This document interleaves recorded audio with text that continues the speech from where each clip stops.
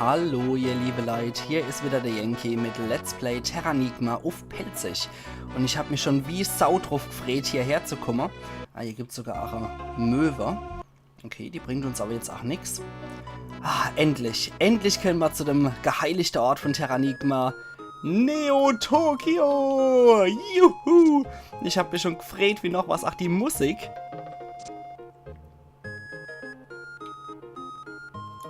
Alle, die Musik ist so großartig. Ach ja, jetzt gehen wir mal rein. Und jetzt Akzent an. Vorher hier immer nur Pelzer Dialekt. Oh, da war ein Kristall auf mich, da steht mein Name drauf. Neo-Tokio ist ein rein optionales Gebiet. Die Stadt wächst nicht, die Stadt kann nicht beeinflusst werden oder sonst was. Neo-Tokio ist einfach nur ein reines, optionales Besichtigungsgebiet, würde ich sagen. Hier ist auch nichts besonders Interessantes, aber die haben hier schon Fernseher. Also die sind schon alle weit voraus, würde ich sagen, von der Technik. Und das komische Ding hier können wir auch nicht kriegen. Und ihr kennt es ja noch von Final Fantasy VII. Bei solchen asiatischen Orten geht hier Ostasien-Akzent an. Jetzt fange ich natürlich an, die Leute hier in ihrem entsprechenden japanischen Akzent zu sprechen. Keine Sau hier, was ist denn hier los? Ich habe gedacht, ihr wären immer so arbeitssüchtig in Tokio. Na. Was ist da mit dir? Hallo, Frau in Schuluniform. Was? Du willst mit mir ausgehen in diesem Outfit? Ach ja, das sind halt die Ampeln, okay. Die sind aber waagrecht, das ist auch ein bisschen seltsam. Ich glaube, in Japan ist außerdem immer noch Linksverkehr. Was ist mit dir, du Anzugträger? Versteck dich nicht von mir. Komm her. Komm her. Hallo, schön, dich zu sehen. Danke für alles und auf Wiedersehen. Ja, das ist so typisch Japaner. Was ist mit dir, lustiger Mann? Ah, nein, ey, ich kann kein Deutsche. Okay, alles klar bei dir. Und bei dir? Ach ja, die will wohl auch, dass ich mit der rausgehe. Und das ist auch wieder der. Hallo, danke für alles und auf Wiedersehen. Was gibt's dann hier Schönes? In dem schönen Neonlicht.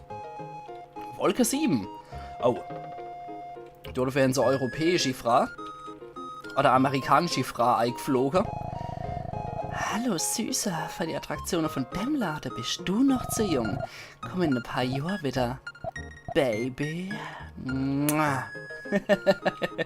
Okay. So. Aha, was macht der Spanner hier dahinter? Oh, dieser Gegend der Stadt ist sehr verrucht. Hier bekommt man einiges geboten. Oh Gott. Was sagt, dass der Antiquitätenhändler ein wildes Tier hält? Doch niemand hat Beweise. Ruf die Polizei, wenn du etwas bemerkst. Selbstverständlich. Und hier sind wir bei Antikes. Um das ein für alle Mal klarzustellen, ich halte kein wildes Tier. Okay, ich glaub's dir. Ist alles so, wie du sagst? Nein, jetzt bin ich raus. Nein, werft mich nicht aus dem Paradies raus. Ich will wieder rein. Okay, jetzt sind wir hier alles erledigt. Auf der rechten Seite haben wir alles erledigt, was es zu erledigen gibt. In der Underground gehen wir auf jeden Fall noch. Ah ne, da ist noch ein Hotel, wo wir rein können. Super. Haben wir auf jeden Fall. Ach. Hallo, brauchst du ein Zimmer zum Übernachten? Kostet 10 $. Nö, wäre mich bald wieder. Aber hallo. Nö, kein Mensch hier. Hier gibt es auch niemanden, mit dem wir dann retten könnten. Das ist etwas schade. Okay, in der Untergrund gehen wir ganz zum Schluss von Neo-Tokio. Was ist mit dir da? Ah, nein, ich kann kein Deutsche. Ja, okay. Ich versteh's. Du wieder mit dem Outfit, ne? Echt jetzt? Oh Gott. Warum die Hektik? Und du? Abgefahrenes Outfit, Kleiner. Weißt du, vor allem bist du ein Reiber? Nein. Hey, Kleiner, weiß deine Mutter, dass du dir die Haare gefärbt hast? Nö. Das hat immer noch selber, okay? Nein, jetzt bin ich wieder rausgerannt. Was mache ich da, mein Quatsch? Das ist die reine Aufregung, glaube ich. So, ich habe mich nämlich echt gefreut wie Sau auf das Gebiet. Und hier haben wir noch die Polizei. Was machen die hier so? Was ist los mit dir, Kleiner? Hast du Ärger? Nö. Hallo, wieso trage ich hier drinnen eine Sonnenbrille? Ich bin viel zu gut mit dich. Das ist schlecht fürs Geschäft. Dusel. Wie sieht's ja aber aus? Oh je. Was ist mit dir? Der Typ verweigert die Aussage. Er gibt sich als Pinguin aus und redet kein Wort. Och Gott. Das ist aber eine Jennifer Ballhornung. Man muss dazu sagen, die Entwickler sind sowieso so gesellschaftskritisch. Und wie sie auch hier die japanische Kultur ins Boxhorn jagen, finde ich auch großartig. Wie die das alles verballhornen, einfach nur genial. Zeitung. Möchtest du eine Führung? Dann geh in den ersten Stock. Natürlich machen wir das. Oh, wie sieht's hier aus? Na? Wir sind Journalisten. Zurzeit ist Dr. Beruga das heißeste Thema. Er ist ein größer und wahnsinniger Wissenschaftler aus Devota.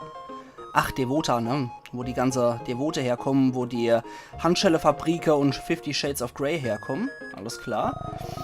Dort hat er viele Anhänger, man verehrt ihn als Gott. Die Leute glauben, dass er ihnen ein ewiges Leben gibt.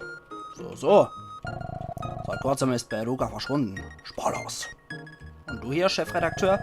Am wichtigsten ist eine gute Headline. Wie wär's mit rothaariger Junge stürzt aus dem Fenster? Das finde ich jetzt nicht so schön. Interessanterweise ist der Ark ja nur in den Comics, die es damals auch zu Terranigma gegeben hat, nur dort rothaarig und im Spiel ist er dann merkwürdigerweise blond. Das Grundstück hier ist da zu haben, man könnte ein Haus bauen. So. Jetzt gibt's aber hier auch noch was wir optional machen können. Es lohnt sich immer Mülltonne zu flattern, sag ich mal. Holt mich heraus, ich esse auch immer auf. Oh, hey da, hörst du mich? Bitte, hilf mir heraus. Ja, wir sind ja freundlich, ne? Wir helfen und schon landen wir in der Scheiße, wenn wir das machen. Jetzt sind wir hier im Schmuddelzimmer und da liegt der Burger auf dem Boden. Na, schäm dich. Was ist jetzt? Oh Gott, Geist! Er isst seine Teller nicht auf. Es ist natürlich ein asiatischer Geist. Ein japanischer. Wer räumt sein Zimmer nicht auf? Komm her. Ich kriege das mal nicht. Okay. Wer schläft nicht in der Nacht? Oh, wie verschwenderisch. Ich werde dich später mit einem Fluch belägen. Komm schon. Scheißkerl. Willst du etwa baden? Nein, ich will dich fertig machen. Ey, hör auf. Hey. Wechselst du ab und zu auch das Laken? Jetzt sag irgendwas mit Sake und ich bin vollkommen zufrieden. Verschwendung. Strenger japanischer Geist, wahrscheinlich von einem Shogun. Ist nicht dort dieses Zeug. Oder irgendeine wahnsinnig japanische Mutter. Geh ab und zu nach Hause. Okay, jetzt fängt es wieder von vorne an. Das ist anscheinend hier der Sittengeist, muss man dazu sagen. Der steht für Sitte und Anstand, der Geist, und ist leider nur sehr schwer zu treffen mittlerweile. Es ist halt, manchmal wirklich Glückssache mit den Geister. Ihr erinnert euch ja auch noch an den Schiffsgeist. War das auch wirklich mal als absolutes Glück, was man haben muss? Ja, belegt mich ruhig später mit dem Fluch. Ist alles in Ordnung? Scheißkerl. Nee, ich wechsle nie das Lager. Bei mir stinkt's immer widerwärtig. Aber ich riech's ja nicht, weil ich nur 12% Geruchssinn habe. Und ich esse immer nur das Zeug. Nur die Burger, das ist doch unser Grundnahrungsmittel, ne? Nee, ich geh nicht heim. So, jetzt habe ich dich aber. Komm schon. Jawohl, noch einmal erwischt. Sehr schön. Er schläft nicht in der Nacht. Das könnte tatsächlich auf mich zutreffen. Das passiert mir leider auch immer häufiger. Ich habe früher mal als Kind richtig gut geschlafen. Mittlerweile ist es immer schwieriger. Einschlafen und dann schlafen bleiben. Komm schon. Fast. Was für dich alles Verschwendung ist, du sparsamer Geist. Das ist wohl der Anti-Völlerei-Geist, wie es aussieht. Sitte und Anstalt-Geist. Okay, jetzt hämmern. Gruselgeist verzieht sich und die Seele von einem Hinkelhämmer gerettet mit der Musik vom Fluffy. Vielen Dank für deine Hilfe. Ein Geist hält mich gefangen. Ich machte mich im Schlafraum ein Nickerchen als... Niemand erhörte meine Hilfeschreie. Es war furchtbar. Wir programmieren Spiele für Nintendo. Gerade entwickeln wir ein Spiel, das erhält, wie du aussieht. Ich hoffe nur, dass es den Spielern gefallen wird. So. Und jetzt ist hier was entstanden. In Neo Tokyo. Quintett. Das sind die Entwickler von Terranigma mit einem traurigen Gesicht dazu, was ich auch großartig finde gerade. Quintett. Da gehen wir nochmal rein. Wir machen es von links nach rechts, sehe ich Sarah, und aber noch ohne. So, Chef. Gleich mal beim Chef gelandet. Nach Illusion of Time wird Terranigma unser nächster Ködercher. Vor einiger Zeit ist mein Rasierapparat explodiert. Danke für die Info, Mann. Das ist so geil. Tonabteilung. Wie gefällt dir die Musik, die ich komponiert habe? Ja, sehr japanisch, sehr Ping-Pong-lastig hier die Musik. Ich habe seit einer Woche die gleiche Unterwäsche an. Ah, na. Geil, einfach nur großartig. Okay, guck mal hier. Was hier ist, Büro ist hier, okay. Oh, ist okay, auf geht's. Im nächsten Monat habt ihr 2 Tage frei. Schaff was. Ich bin Larry, der Praktikant. Von mir wird man auch viel hören. Okay, du könntest ein Halbjapaner sein. Was ist hier? Labor. Ach Gott. Das ist mein Arbeitszimmer. Hier entstanden die besten Szenen des Spiels. Aber hier ist es ziemlich einsam. Hilf mir doch bei der Arbeit. Ja, das kenne ich aber nicht von Japaner. Das ist das Schmusetierchen von Annette. Was so Schildkrott am Boden. So großartig. Ach ja, du kennst auch Reiki. Programmierung. Was sagst du? Hallo, ich bin Annette. Ich koche Kaffee und singe dabei. Alles klar, und du, Pinguin? Hallo, ich bin Aki, der Computerexperte. Und du hier?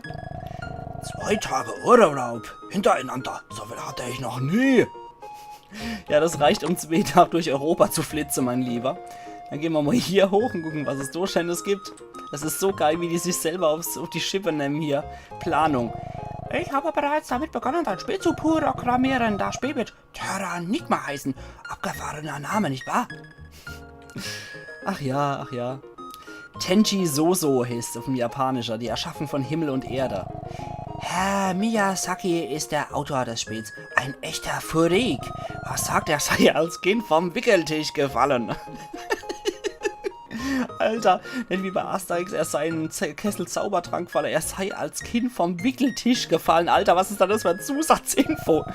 Das nächste Spiel heißt, ups, das darf ich nicht verraten. Natürlich nicht, weil Terranigma war tatsächlich das letzte große Rollenspiel auf dem Super Nintendo.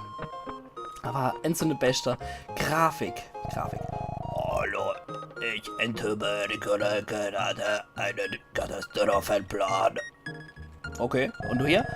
Am liebsten laufe ich barfuß durch die Gegend. Okay, und du hier? Hi, ich bin Hans. Ich esse alles. Hast du etwas? Derzeit leider nicht, Hans. Sorry. Ach ja, Schlafzimmer. Das war das, wo wir gegen den Gruselgeist gekämpft haben. Hallo, ich heiße M und arbeite in der Abteilung für allgemeine Angelegenheiten. Natürlich die M vom James Bond geklaut, arbeitet in der Abteilung für allgemeine Angelegenheiten. Ja, so bürokratisch könnte es auch in Deutschland sein, nicht nur in Japan. Hier müffelt es ein wenig. Die Programmierer schlafen hier. Ja, das kann ich mir vorstellen, dass das als Schweine sind, die Programmierer. Geil. Das war jetzt auch die Möglichkeit, hier nochmal Quintett zu sehen, wie sie sich in dem Spiel selber verewigt und verarscht haben. Einfach nur großartig. Jetzt gehen wir nochmal in den Untergrund von Neo Tokyo rein. Ja, mal hier auch was. Da können wir auf jeden Fall auch reingehen. Pasteria. Okay. Ich bin richtig mit mir kommen gleich die Nudeln hoch. Oh, Igitt. Okay, und was ist mit dir? Ikuse. Okay. Und du hier? Du lustiger gelber Anzug, Mann. Im Stern kann man mehr verdrücken. Das ist das ganze Geheimnis. Okay. Und du hier, Chef?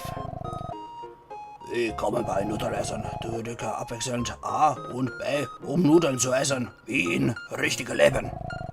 Wenn du bereit bist, nimm an der Tafel Platz. Natürlich. Und yes. Wie war das nochmal? A und B. Jetzt habe ich gerade die B-Taste verhunzt. Ich weiß gar nicht mehr, welches die B-Taste ist. Ist es das da? Zack. Okay, scheiße, der Nudelkönig, der zieht uns ab wie Sau. Ich mache das ja an der Tastatur, wie gesagt. Das wird wohl nix. Ich glaube, das müssen wir nochmal machen. Aber es läuft eigentlich ganz gut, wenn man erstmal die Taste gefunden hat. Nee, der zieht uns ab. Das ist gnadenlos gerade. Ach Gott, der im Stehefresser, der zieht uns ab ohne Ende. Boah, also sorry, wenn das auch klackern hört. Ist alles um. Du hast 21 Teller leer gegessen. So wenig. Okay, jetzt muss ich leider Seppuku begehen. Ist leider so. Machen wir es noch einmal. Okay. Ah, ich muss vorher mit dem Sprecher nochmal. So. Ah, das will ich jetzt aber auch unbedingt packen hier. Ja, und... Ikuso, los geht's. Ah, putz die Dinger weg, los. Schmaus es dir rein ohne Ende. Also sorry, wenn ihr jetzt das Geklacker oder so hören. Boah, wir nehmen Führung auf. Ah. Ich habe es leider auch noch nicht bei PC-Aufnahme raus, wie ich die Audios von dem Geklacker leiser kriege, beziehungsweise wie ich die Hintergrundgeräusche löschen kann. Das wird sich wahrscheinlich auch noch im Laufe von PC-Let's Plays ergeben, gerade jetzt, da ich auch viele Super Nintendo-Spiele-Titel aufnehmen werde. Noch Terranigma folgt in meiner Klassik-Rubrik auf dem Kanal selbstverständlich auch nochmal ein altes Super Nintendo-Rollenspiel. Und ja, dann wird sich das einfach mal zeigen im Laufe der Zeit. Super, du hast 21 Teller leer gegessen. Arg ist der neue Nudelkönig. Hier ist ein Pureis, ein wunderschöner Stein. Nimm ihn dir. Alles klar, mache ich doch hier. Arg hält einen Kristall. Ich will halt auch alle Kristalle haben. Und wenn das Ramen ist, esse ich das auch sehr, sehr gern. Ich liebe die japanische Nudelsuppe. Was ist denn das? Hier steht Kanalisation. Betrete streng Verbote. Hm? Können wir leider nicht reingehen. Kneipe. Ich habe genug. Ich schmeiß diesen blöden Job hin. Wenn ich das nur auch sagen könnte. Oh, Feigling. Zu Hause muss ich immer vegetarisch essen. Deshalb esse ich hier. Alles klar. Und bei dir da? Süß, du tut extra Weißsoße. Die riecht ja richtig. Und die Haare hast du auch gefärbt. Oh je, der hat schon ein paar zu viel, glaube ich. Hallo, was soll sein? Kostet jeweils 10 $. Erstmal Hähnchen essen. Ein gegrilltes Hähnchen. Lecker. Ich hätte aber lieber Sushi gegessen. Und jetzt petzen wir uns in Sakerei. Ich liebe Sake. Also ich bin durch Terranigma eigentlich nicht auf Sake gekommen, muss ich sagen. Ich habe zwar das erste Mal Reiswein gehört als Kind. Habe das aber auch später in Anime und so gesehen. Und ab dann wollte ich mal irgendwann Sake ausprobieren. Und mittlerweile im Winter heißer Sake. Es gibt nichts Geileres. Wenn es draußen richtig kalt ist, Schenne, Schälchen, richtig heißer Sake im Topf erhitzt. Sehr, sehr geil.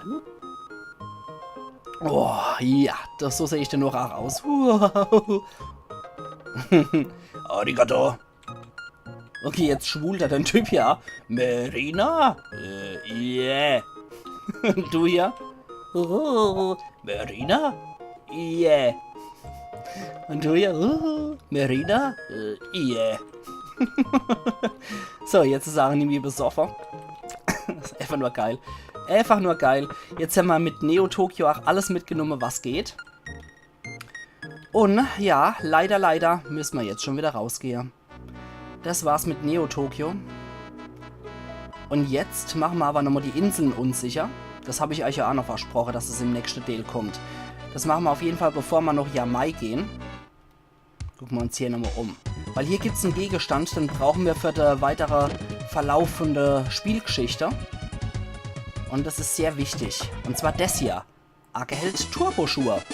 Und das sind die Dinger, die ich ausrüste, wenn ich mal nicht die Kamera ausrüste. Die habe ich normalerweise dann immer standardmäßig an. Ach ja, die sind auch einfach großartig. So sind sie auch, oder? Und die kann man tatsächlich ausrüsten. Möchtest du das anwählen? Ajo, ausgerichtet. Danke, Fluffy.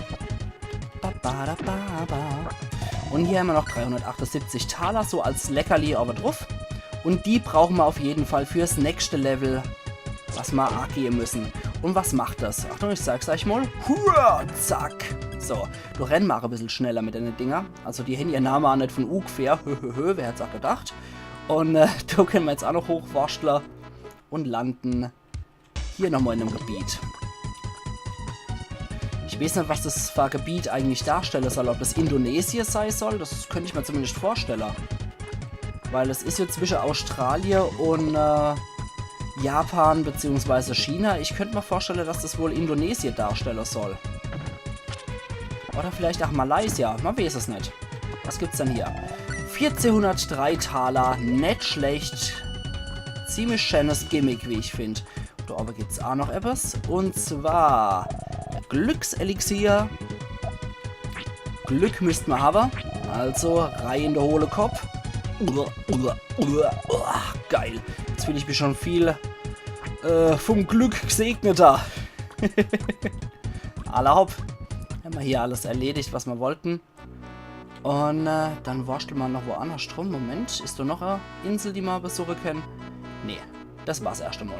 Okay, dann haben wir jetzt alles erledigt, was wir machen müssen und können. Und gehen jetzt dort hier. So, ich mag aber vorher nochmal hier die Gegend auskundschafter.